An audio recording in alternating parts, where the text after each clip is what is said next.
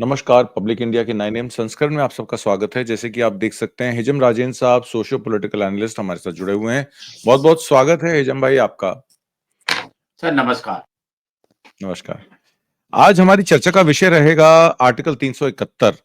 मेघालय में district council के elections हैं, जिला परिषद के इलेक्शंस हैं और जो नेटिविस्ट वीवी पार्टी है, वीपीपी पार्टी है, वो ट्राइबल इंटरेस्ट के लिए माइनिंग इंटरेस्ट जो हिल ट्राइब्स के हिल स्टेट में माइनिंग इंटरेस्ट होते हैं बिजनेस के, वो ट्राइबल्स को किस तरीके से विस्थापित करते हैं, किस तरीके से उनकी अनदेखी होती है और सोशल और कस्टमरी रिचुअल्स के लिए 371 कितना जरूरी है। हालांकि नागालैंड, असम में उसके मायने कुछ और होते हैं, मेघालय, मणिपुर, त्रिपुरा में उसके मायने कुछ और होते हैं। मेन स्पिरिट यही है कि जो ट्राइबल एरियाज हैं या जो इकोलॉजिकली फ्रेजाइल एरियाज हैं उनकी प्रोटेक्शन के लिए वहां की लोकल ऑटोनोमस बॉडीज को कितनी पावर्स दी जाएं। हमने हिंदी हार्ड बेल्ट में देखा, उत्तर प्रदेश, राजस्थान, हरियाणा, पंजाब में किस तरीके से पंचायती राज को नजरअंदाज किया गया। लोकल बॉडीज को आज की डेट में ये भी है कि डीसी डीएम भी उसको उसका चुनाव को जो है वो चुने हुए लोगों को, चाहे वो जिला पंचायत बोर्ड के हों, जिला परिषद के हों, उनको बर्खास्त कर सकते हैं और बगैर उनकी अनुमति के कोई कार्य, विकास का कार्य हो, खड़ंजा बनना हो, सड़क बननी हो, नाली बननी हो, उनके कार्य के डीसी और डीएम की परमिशन के बगैर या छोटे कस्बों में एसडीएम की परमिशन के बगैर ये सब काम नहीं हो सकते हैं। अब मेघालय में ऑटोनोमस बॉडी के इलेक्शंस हैं 21 तारीख को और आर्टिकल 371 को कॉन्स्टिट्यूशन को लेकर फिर से एक बहस छिड़ गई है। Voice of the peoples party, VP party, ये कहती है कि खासी, जंतिया, गारो जो ट्राइब्स हैं वो उन्होंने कैंपेन किया है कि 371 A B C D E G different states में डिफरेंट है। 6 शेड्यूल ऑफ कॉन्स्टिट्यूशन जो मेघालय को सेफगार्ड करता है, उनके ट्राइबल्स को सेफगार्ड करता है, उनकी ट्राइबल्स को ऑटोनॉमी देता है नॉर्थ ईस्टर्न स्टेट्स में, सभी सिस्टर स्टेट्स में। उसमें क्या आज की मौजूदा सरकार, जो सेंटर की सरकार है, उसका इंटरफेरेंस ज्यादा है? क्या माइनिंग माफिया जो है इन ट्राइबल्स को अपने रोजमर्रा के काम करने से रोक रहा है? और क्या ये सोशियो कल्चरल जो चेंजेस आ रहे हैं नॉर्थ ईस्टर्न स्टेट्स में बिजनेस इंटरेस्ट के चलते, क्या ये उस फ्रेजाइल इकोनॉमी या उस फ्रेजाइल कम्युनिटीज को विलुप्त या खत्म करने के उस पर हैं? और मोदी जी का जो बयान आया था कि बांग्लादेश के घुसपैठिए जिस तरीके से झारखंड में शेड्यूल कास्ट ट्राइब जो शेड्यूल 6 में कवर होते हैं, उनके ट्राइबल एरियाज को खा रहे हैं, खत्म कर रहे हैं, क्या ऐसा ही कुछ नॉर्थ ईस्ट स्टेट्स में हो रहा है? मेघालय को लेकर स्पेशली मैं आपसे पूछना चाहता हूँ। जी हिजम भाई। जी नमस्कार। आपके दर्शकों को मैं थोड़ा सा उत्तर पूर्वी भारत की आपका चैनल द पब्लिक इंडिया छोड़ के जो जितनी जो चैनल है, मुझे ऐसे नहीं लगता कि मतलब जितनी जो नॉर्थ ईस्ट के बारे में जो आप एक्सप्लोरेशन कर रहे थे। कल भी एक प्रोग्राम देख रहा था मणिपुर के जो इम्फाल टाइम्स के जो एडिटर के साथ, तो हम्म। मुझे बहुत अच्छा लग रहा है कि मतलब we are connecting each other from the Imphal north east to India, the this mainland. I mean the मेरा कहने का मतलब है कि जो हिंदी बेल्ट है, कुछ लोग इसको गोबरपति बोलते हैं, कुछ लोग काऊ काऊ बेल्ट बोलते हैं। तो मुझे अ, खुशी महसूस होता है कि और मुझे गर्व महसूस होता है कि we are connecting. Article yes. 371 आपने जिक्र किया है, उसके बाद पंचायती राज का आपने जिक्र किया है। पंचायती राज जो है आपको याद होगा राजीव गांधी के टाइम पर इसको एम्पावरमेंट किया गया। पंचायती हम्म। राज राजीव गांधी हम्म। के टाइम पर इसको एम्पावरमेंट किया गया था। पंचायती राज आज जो है जिस मुकाम पर खड़ा है, वो एक एसडीएम भी उसको बेचारे उसको हटका देता है। हम्म। जो ग्राम पंचायत होते हैं, जो ग्राम हम्म। प्रधान होते हैं, हम्म। उन ये सिर्फ तार पट्टी बिछाने का एक जरिया हम्म। रह गया है आज के दिन पर। उनके हम्म। कोई इज्जत जो है इस सरकार ने इसने उनको जो इज्जत देने का कोई काम उसमें कोई रखा नहीं है। जहां तक कि हम्म। आर्टिकल 371 की बात और जो मेघालय में जो ऑटोनोमस बॉडी के जो इलेक्शन जो है, देखिए हम्म। पिछले कुछ दिनों से, कुछ सालों से, हालांकि मैं सीधा-सीधा बता देता हूँ 2014 से उत्तर पूर्वी भारत में एक नया जो एक एनवायरनमेंट जो पैदा हुआ है। अब हम्म। जस्ट रिसेंटली जो 25 दिसंबर 2024 को मेघालय में चर्च के अंदर एक सो कॉल्ड यूट्यूबर जो घुस करके चर्च के अंदर अ, किसी धार्मिक नारा, मैं उसको बोलना अच्छा नहीं है, किसी धार्मिक हम्म। पर्टिकुलर धार्मिक जो है अराजकता फैलाने का जो कोशिश किया था, तो उधर के जो चर्च के जो पादरी वगैरह जो है उन्होंने उनको इतना एक्शन लिया नहीं। पुलिस को रिपोर्ट किया तो पुलिस ने क्या एक्शन लेना था। मेघालय इज 100% नहीं तो 98% जो है क्रिश्चियन यूनिट, क्रिश्चियन जो जो चलने जो को जो प्रैक्टिस करने वाला रिलीजियस प्रैक्टिस करने वाला स्टेट है। तो वहां पर इस तरीके का जो हालात है, तो आप इसमें आप अंदाजा लगा सकते हैं कि कैसे मतलब नॉर्थ ईस्ट में जो है अब आरएसएस के नए जो डेवलपमेंट जो है, नॉर्थ ईस्ट में बहुत अच्छे काम कर रहे हैं। आरएसएस बहुत ईमानदारी से जगह-जगह जो है, जो विवेकानंद स्कूल, उसके बाद ये जो सरस्वती स्कूल खोल के जगह-जगह गरीबों को जो उनको प्रोत्साहन कर रहे हैं, उनको शिक्षा दे रहे हैं। अच्छे-अच्छे गुरुकुल में भेज करके, ताकि जो है बड़े होकर के अच्छे कार्यकर्ता बने। किसी सरकारी दफ्तर में भी अगर रहेगा, उनकी खून उनके रंग में जो है, उनकी नसों-नसों में जो भरे, तो जो आज दिल्ली में जो उत्तर पूर्वी भारत से जो जितनी जो आईएएस आईपीएस जो जितनी जो ब्यूरोक्रेट जो आए हैं, उनको नर्चर किया गया था। जो प्रथम शिक्षा, जो प्राथमिक शिक्षा, प्राथमिक विद्यालय से उनको प्रोत्साहन किया गया था कि ताकि जो बड़े होकर के हमारा जो एक कैडर बने, अच्छे कैडर बने। ये मेरे जैसा, आपके जैसे लोग जो है उसको शायद कुछ अच्छा ना लगे, या हमारा सेकुलरिज्म पे जो है इसको धक्का लगे, लेकिन उनके लिए तो बहुत ईमानदारी से वो काम कर रहे हैं। देखिए मेघालय में आपने मेघालय की जो पंचायत इलेक्शन हो, चाहे हिल डिस्ट्रिक्ट इलेक्शन, काउंसिल के इलेक्शन हो, मेघालय 3 जोन में बांटा जाता है। इसको हमारे जो दर्शकों समझे, एक खासी, जैंतिया और गारो, ये 3 रीजन है। तीनों जो है ट्राइबल यूनिट है। तीनों के तीनों जो जोन जो है ट्राइबल, तीनों हिल ट्राइब्स हैं। गारो, जंतिया और खासी, तीनों हिल्स के नाम है, उन्हीं के बेसिस पे वो ट्राइब्स बनी हुई हैं तीनों। हाँ जी, तो इसमें कुछ प्लेन ट्राइब भी है, इसमें कुछ बोडो ट्राइब भी है। बोडो ट्राइब को प्लेन ट्राइब माना जाता है, ये जो असम बॉर्डर में, कुछ असम बॉर्डर में बोरो ट्राइब है। और ये कंप्लीट जो है, ये इसका जो दूसरे छोर जो है बांग्लादेश बॉर्डर है। जो मेघालय की जो डेमोग्राफी जो है, it is just like rectangle है, जो एक असम की तरफ है और दूसरा जो है कंप्लीट जो है बांग्लादेश बॉर्डर है। जो बांग्लादेश बॉर्डर जो है वो जो जंगल की रास्ता नदी किनारे हो करके जाता है, इसलिए जो नदी जो है हर साल को अपनी दिशाएं बदलते हैं, हर साल अपनी बॉर्डर बदलते हैं। तो काफी चुनौतियां हैं जो बॉर्डर सिक्योरिटी फोर्सेस के लिए भी उनको संभालना, और स्टेट पुलिस के लिए भी काफी चुनौतियां हैं, जो इन्फिल्ट्रेशन और जो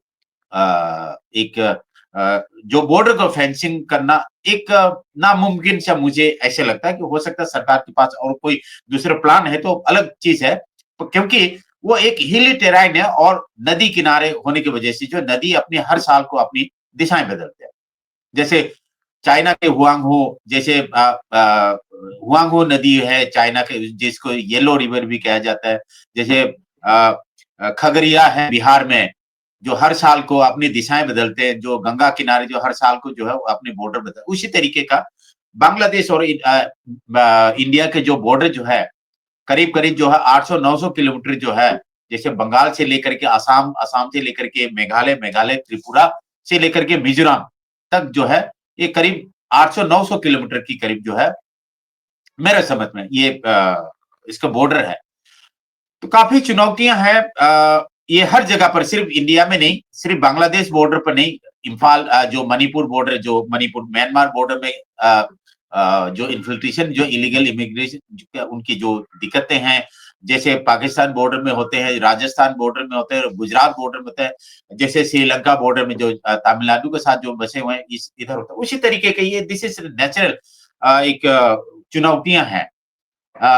बॉर्डर तो देखिए जो नेचुरल बने हुए हैं, इंसान के बने हुए नहीं है। तो जगह जगह जैसे डेमोग्राफी बदलते हैं, उसी तरीके से चुनौतियां अलग अलग किस्म के हैं, क्योंकि नॉर्थ ईस्ट जो है रेनी फॉरेस्ट होता है, जैसे राजस्थान में जो है ड्राई सीजन जो रेतीले होते हैं, कश्मीर में जो है बर्फीले होते हैं, तो असम जो मेघालय की जो बॉर्डर जो है बर्फीले और जंगल सॉरी बरसाती और जंगल वाले हैं, जहां पर जिसको मलेरिया पॉकेट कहा जाता है।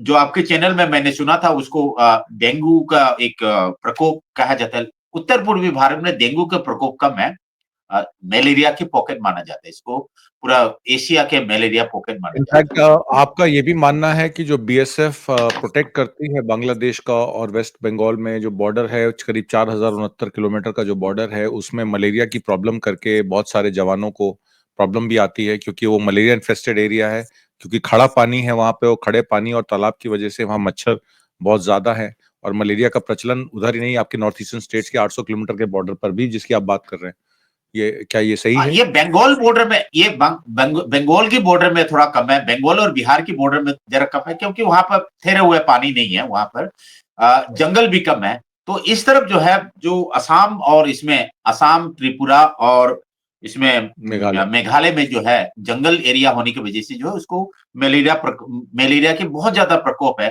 ताकि वहां जो बॉर्डर पुलिस जो फोर्स जो जो गार्ड में जो यूनिफॉर्म में मच्छरदानी लगाते हैं, एक अलग किस्म की जो है उनके यूनिफॉर्म में, उसमें मच्छरदानी भी ऊपर से लगाते हैं, आपको देखने में एक अलग सा जो है अजीब सा लगेगा अगर इस तरफ की जो हिंदी बेल्ट में कि लोग उसको देखोगे तो।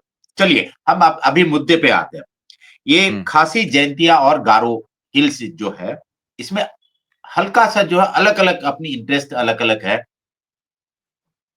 आतमजीत जी, जैसे इलेक्शन जैसे नजदीक आता है, बीजेपी और आरएसएस और जो बजरंग दल और ये लोग एक्टिव हो जाते हैं। आपने देखा होगा कि बिहार में कल परसों क्या हुआ था, एक बच्ची जो जमुई में बजरंग दल और जो आरएसएस की कार्यकर्ता जो कैडर जो है जाकर के मस्जिद के सामने, क्योंकि बिहार के इलेक्शन नजदीक आ गए, क्योंकि उनके जो कार्यकर्ता एक्टिव हो गए, पथराव, उसके बाद वो कौन से चालीसा जो है, तो मुझे ऐसे हनुमान लगता है चालीसा। कि हाँ, मैं मैं बोलना नहीं चाह रहा था, जी।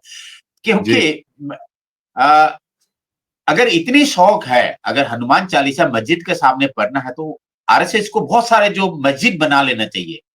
हर डिस्ट्रिक्ट में 5-10 मस्जिद बनाना चाहिए, ताकि वहां खूब अपनी कार्यकर्ता भेज करके वहां पर जो हनुमान चालीसा माइक लगा करके पढ़ ले। हम्म। उड़ीसा में आपने देखा है कि केआईआईटी में जो है वो नेपाली बच्ची के साथ जो है क्या हुआ है, एक हम्म। डिस्क्रिमिनेशन, एक इंटरनेशनल सेम।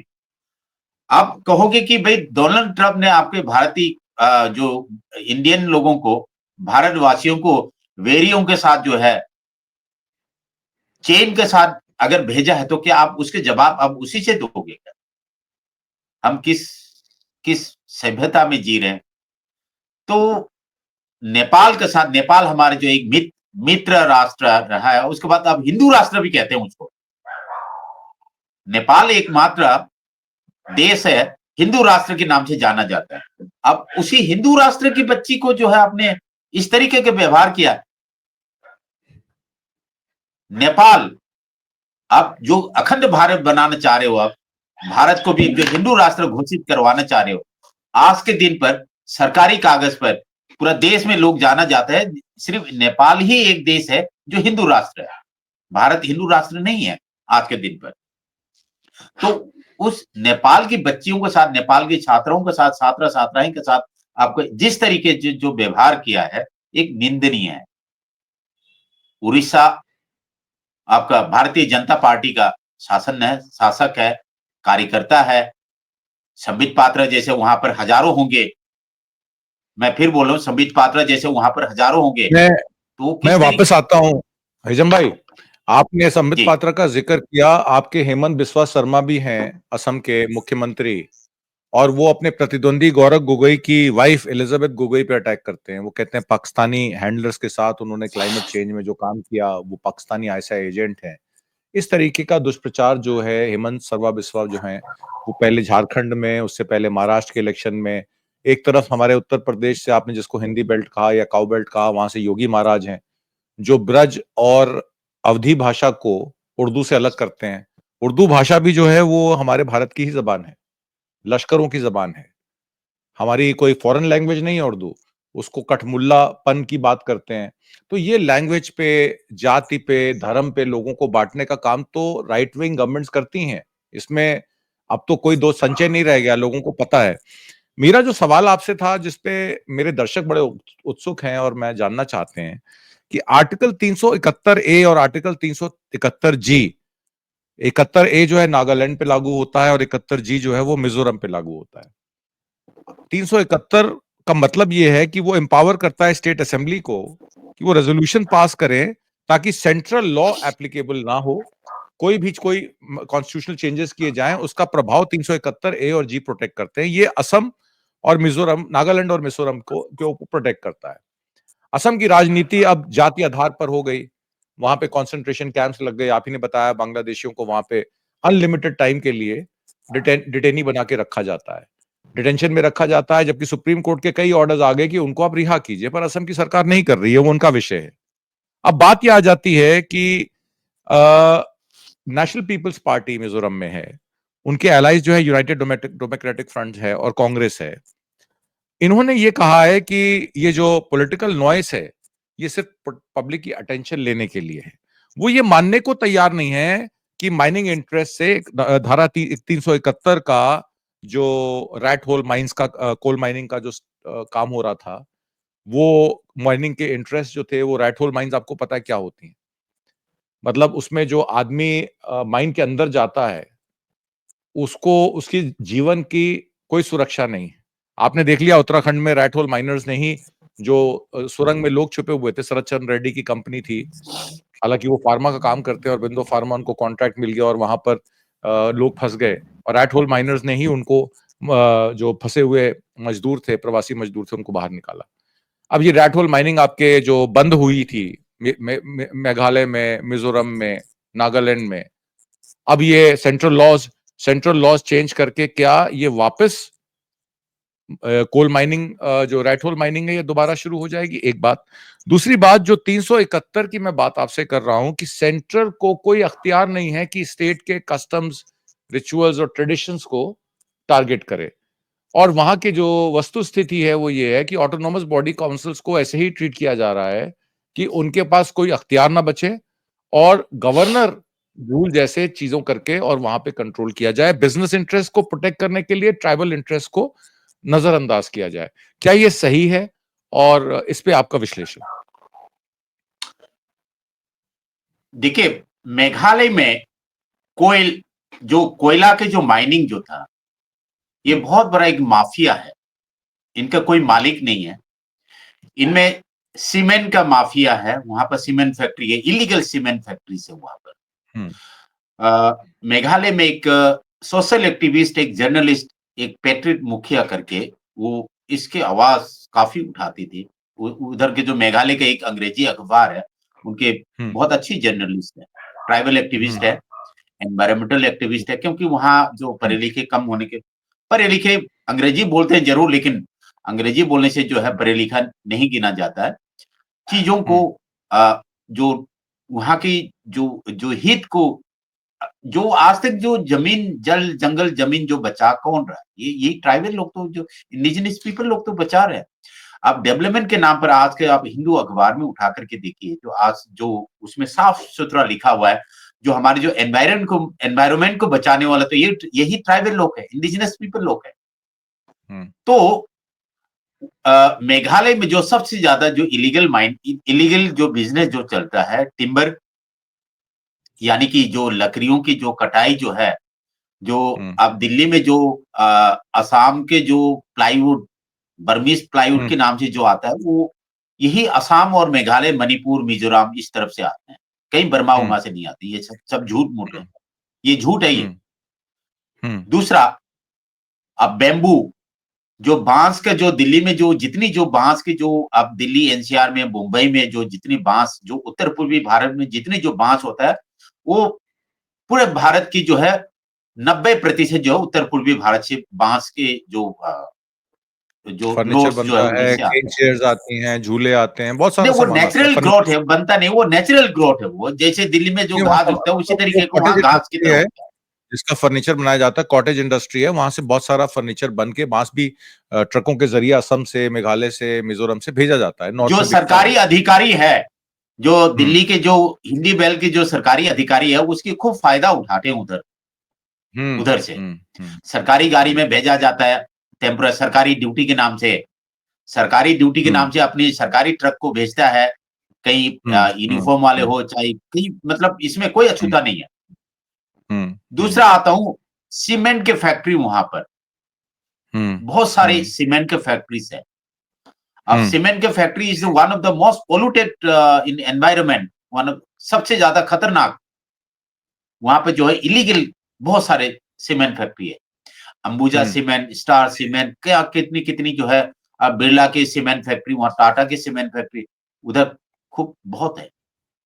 उसको रोकने वाला कोई नहीं है।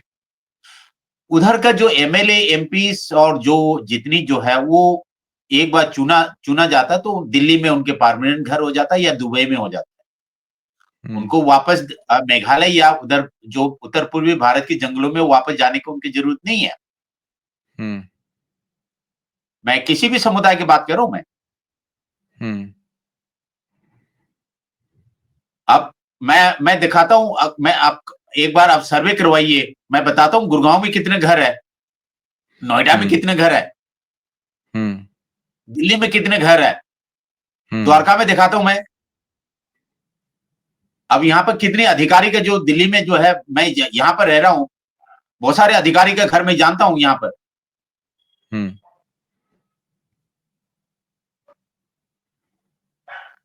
तो उनको ट्राइबल हिट कहां से आ गए?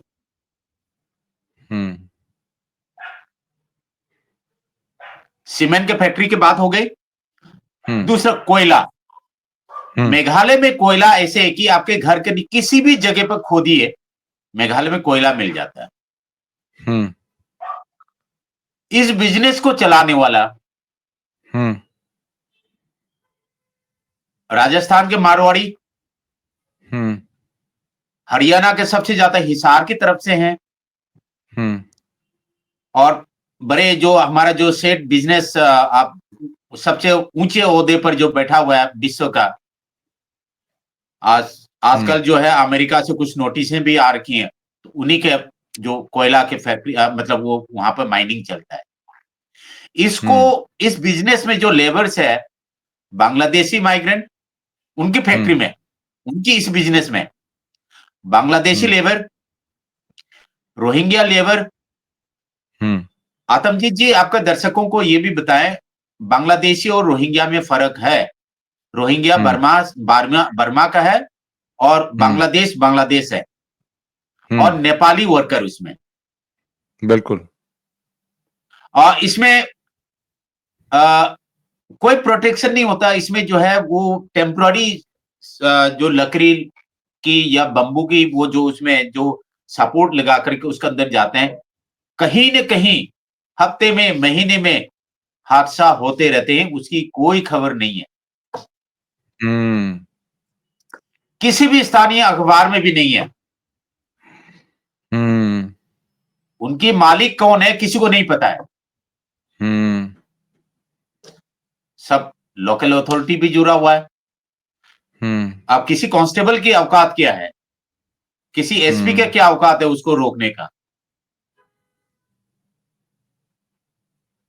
तो उसके मालिक कौन होगा तो आप पहचानते होंगे फिर तो। अच्छा, इसमें मैं आपसे एक और इसमें मैं और क्लैरिफिकेशन, हाँ आप कंप्लीट करिए। मैं इस नहीं, लोगों को इसको जानने दीजिएगा। वहां पर जो लकड़ी का जो जितनी जो इलीगल बिजनेस है, जो दिल्ली में जितने प्लाईवुड है, जो मेट्रोपॉलिटन सिटी में जितने प्लाईवुड जो इस्तेमाल हो रहा है, वहां पर उसमें लगता है असम प्लाईवुड, बर्मा प्लाईवुड, ये थप्पा लगता है, और आपका दिल्ली में लैंडेड है, गुजरात में लैंडेड है, मुंबई में लैंडेड है। लोकल जो कोयला की बहुत जबरदस्त बिजनेस है। मेघालय में सबसे ज्यादा कोयला की बिजनेस है। ये जो है बड़े सेठ उसको हटियाना चाहता है। तीसरा, चौथा, यूरेनियम के वहां पर बहुत बड़े मतलब भंडार है, यूरेनियम के। यस। तो यूरेनियम की बिजनेस कौन कर सकता है, सीमेंट फैक्ट्री के बिजनेस कौन कर सकता है, छोटे मोटे कोयला के बिजनेस जो है 4 5 10 50 जो ट्रक जो निकालने वाले लोकल बिजनेसमैन भी कर लेगा। लेकिन आप सीमेंट के फैक्ट्री लगाना और प्लाईवुड के फैक्ट्री लगाना, आतमजीत जी इसमें जो जितनी जो बिजनेस में इन्वॉल्व है वहां के लोकल स्थानीय जो जो नेता है ये इन्वॉल्व है और बिजनेस का मालिक हिंदी बेल्ट का है। मैं समझ गया आपकी बात, क्योंकि पूंजी निवेश के बगैर ये इंडस्ट्रीज चल नहीं सकती। क्रिंकल लगाना पड़ता है, क्रिंकल की फैक्ट्री लगेगी, क्रिंकल बनेगा तभी सीमेंट की मैन्युफैक्चरिंग होगी। और आपने देखा अदानी ने 1.4 बिलियन डॉलर का एसीसी अंबुजा का जो हॉस्टाइल टेक ओवर किया, उसी के बाद हिंडनबर्ग की यस, रिपोर्ट आई जिसमें ये बताया गया कि ये 1.4 मेघालय में बिलियन अंबुजा सीमेंट का मेघालय में अंबुजा सीमेंट का बहुत बड़ी फैक्ट्री है। मैं समझ मेरा गया आपकी बात। दर्शकों को गोबर बेल का दर्शकों को भी मालूम चलना चाहिए कि मेघालय में अंबुजा सीमेंट का सबसे बिगेस्ट फैक्ट्री, स्टार का सबसे बड़ी फैक्ट्री, ये हर इलेक्शन से 4-5 महीने पहले ये मुर्दा जो है कबर से खोद करके फिर निकालते हैं। जी, इलेक्शन खत्म। मैं संक्षेप में एक टिप्पणी आपसे और चाहूंगा क्योंकि समय की बाध्यता है। आर्टिकल 371 ए कहता है कि no act of parliament shall apply to the sister states, Nagaland हो, मिजोरम हो, मणिपुर हो। रिलीजियस और सोशल प्रैक्टिस के लिए तो बिल्कुल ही। कस्टमरी लॉ एंड प्रोसीजर्स को भी प्रोटेक्ट करता है, ओनरशिप ट्रांसफर ऑफ लैंड को भी प्रोसेस करता है, और रिसोर्सेस को भी स्टेट लेजिस्लेचर की को पावर देता है कि रिसोर्सेज पे स्टेट लेजिस्लेचर का अधिकार क्षेत्र है, जो स्टेट लेजिस्लेचर डिसाइड करेगी वही होगा।